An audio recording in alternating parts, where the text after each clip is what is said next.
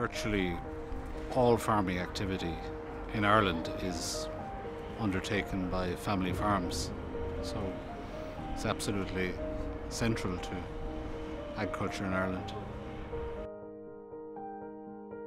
They're one of the absolute core communities of Irish society, and I don't think you can understand Irish politics, I don't think you can understand Irish society without understanding that the family farm and its impact goes well beyond those who fill in farmer on the census.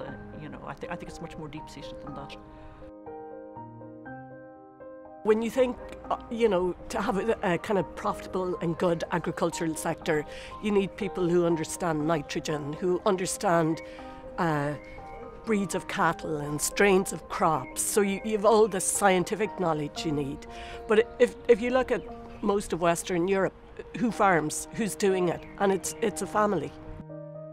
It's a really complicated dynamic how it works, because there is that kind of push-pull factor and how people feel that sense of responsibility to the farm. And I think it's not just like the successor son that feels that responsibility, it's also young people who won't inherit. They also have that responsibility, because if they turned around and started agitating for a piece of the land to be sold because they wanted to fund their own futures, then that's going to have a massive impact. So kind of that succession dynamic requires all members of the family on some level to be involved in that decision.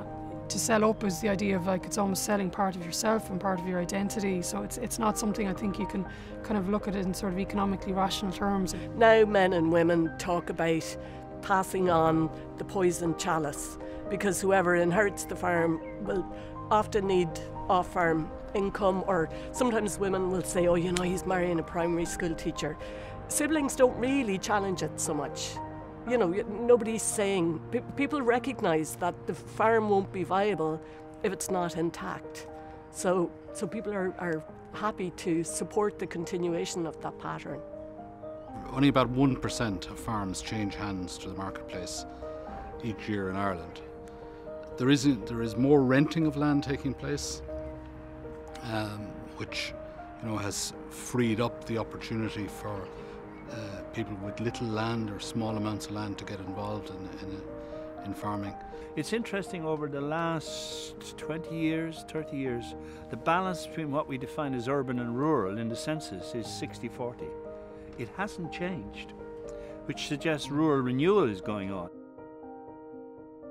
I think, we've been talking about the demise of the family farm for over 100 years. I think it's pretty resilient.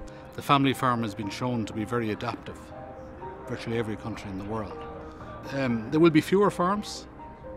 I mean, the process of consolidation will continue, and there will be larger farms. But for those that stay in the business, I think they will continue to be resilient to change. What's really key for society, and especially rural society, and by extension rural economies, is that having farming families, maintaining them, sustaining them, supporting them in some of the most remote, less accessible rural areas, it's about keeping literally the community alive. Visitors to Ireland and visitors to the countryside talk about the beautiful landscape, and all of those hedges and so on were planted by guys 150 years ago, and they're maintained. But if the family farm is threatened and if it goes into decline, there's going to be significant landscape repercussions, and that's why it's important that the EU or the government or the state continue to support environmental policies that help the farmers to maintain this landscape. The family farm does have a place in modern society because it has modernised, and part of the resilience strategies employed by family farms is to adapt and to change, not to always remain resistant, but to certainly change.